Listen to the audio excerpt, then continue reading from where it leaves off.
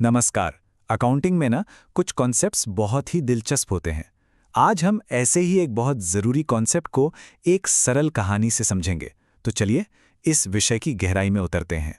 कभी सोचा है इसके बारे में कि एक महंगी चीज की कीमत वक्त के साथ इतनी कम क्यों हो जाती है? इसका जवाब अकाउंटिंग की एक बड़ी ही मजेदार दुनिया में छिपा है, जिसे हम कहते हैं डेप्रिसिएशन या मूल्यह्रास। तो हमारी कहानी का हीरो है राम। राम ने अभी अभी अपना बिजनेस शुरू किया है और वो अपनी दुकान को सफल बनाने के लिए, आप जानते हैं, बहुत ज़्यादा उत्साहित है। दुकान को चलाने के लिए राम ने कुछ जरूरी चीजें खरीदी। एक कंप्यूटर, थोड़ा फर्नीचर और एक मशीन। अकाउंटिंग की भाषा में कहें तो ये सभी चीजें उसकी दुकान की संपत्ति हैं, मतलब एसेट्स। पर यहीं राम के सामने एक बड़ी उलझन आ गई। वो सोचने लगा, ये सब सामान तो सालों साल चलेंगे, तो फिर इनकी पूरी कीमत को मैं एक ही साल के खर्चे में कैसे दिखा दूं? इससे तो मेरे मुनाफे की पूरी तस्वीर ही गड़बड़ा जाएगी। ये तो बहुत बड़ी गलती होगी। और बस यहीं पर डेप्रिसिएशन का कॉन्सेप्ट काम आता है। इसे एक नुकसान की तरह मत देखिए। ये तो बस किसी एसेट की लागत को उसके पूरे जीवन काल में एक सिस्टम से धीरे धीरे बांटने का एक तरीका है। आसान शब्दों में कहें तो डेप्रिसिएशन वो प्रक्रिया है जिससे हम एक एसेट की कीमत को धीरे धीरे टुकड़ों में खर्चे के तौर पर दिखाते हैं, जैसे जैसे वो एसेट पुराना होता जाता है या इस्तेमाल होता है। ये राम के सवाल का एकदम सटीक जवाब है। अब इसमें दिलचस्प बात यह है कि डेप्रिसिएशन कैलकुलेट करने का कोई एक ही तरीका नहीं होता। नहीं, ये इस बात पर निर्भर करता है कि एसेट किस तरह का है और बिजनेस का असल मकसद क्या है। चलिए देखते हैं कि ये काम कैसे करता है। सबसे पहले राम के कंप्यूटर की बात करते हैं। इसके लिए हम सबसे सीधा और सरल तरीका इस्तेमाल करेंगे। राम का तर्क एकदम सीधा था कि भाई कंप्यूटर तो हर साल लगभग एक जैसा ही काम करेगा, तो उसका खर्चा भी हर साल बराबर दिखाना ही सबसे सही है। और यही तर्क स्ट्रेट लाइन मेथड का आधार है। तो इसकी गिनती कैसे होती है? बहुत आसान है। हम एसेट की लागत लेते हैं जो कि 60,000 रुपए है, और उसे उसके उपयोगी जीवन काल से, मान लेते हैं 5 साल से, भाग कर देते हैं। मतलब राम हर साल 12,000 रुपए खर्चे के तौर पर दिखाएगा। बिल्कुल सीधा और सरल, है ना? अच्छा, अब मशीन की बात करते हैं। देखिए, कंप्यूटर के उलट एक मशीन की काम करने की क्षमता समय के साथ बदलती है, तो इसके लिए एक अलग नजरिए की जरूरत है। और यहां राम ने बिल्कुल सही समझा। एक नई मशीन शुरुआती सालों में सबसे ज्यादा प्रोडक्शन करती है और फिर धीरे धीरे उसकी क्षमता कम होती जाती है।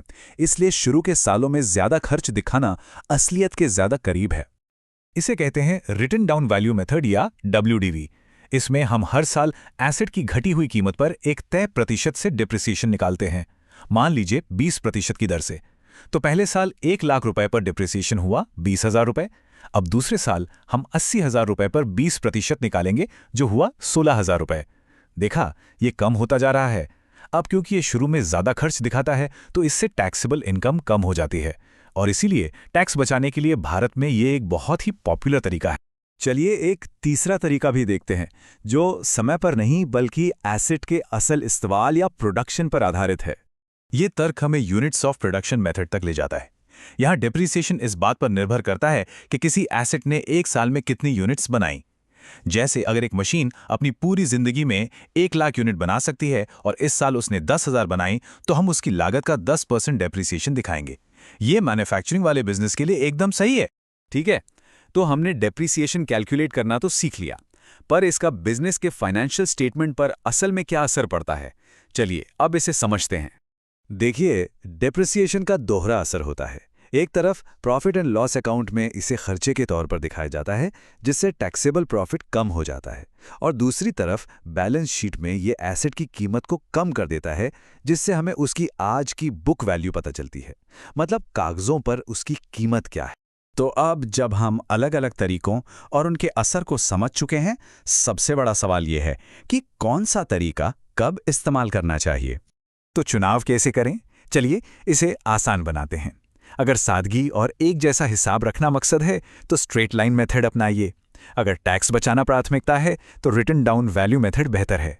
और अगर बिजनेस पूरी तरह से प्रोडक्शन पर आधारित है, तो यूनिट्स ऑफ प्रोडक्शन मेथड सबसे सटीक जानकारी देगा। और बस सही तरीका चुनकर राम अब अपने बिजनेस की एक सच्ची और सही वित्तीय तस्वीर पेश कर सकता है। वो अब पूरे आत्मविश्वास से कह सकता है कि उसके खाते एकदम सही हैं। तो आज हमने राम की कहानी से डेप्रिसिएशन को समझा, लेकिन ये सिर्फ एक अकाउंटिंग एंट्री से कहीं ज्यादा है। ये सोचने पर मजबूर करता है कि कैसे एक एसेट का ये कागजी मूल्य असल दुनिया के बिजनेस के फैसलों पर असर डालता है, जैसे कि नई मशीन कब खरीदनी है, टैक्स की प्लानिंग कैसे करनी है और कंपनी के भविष्य के लिए क्या सोचना है। इस पर विचार जरूर कीजिए।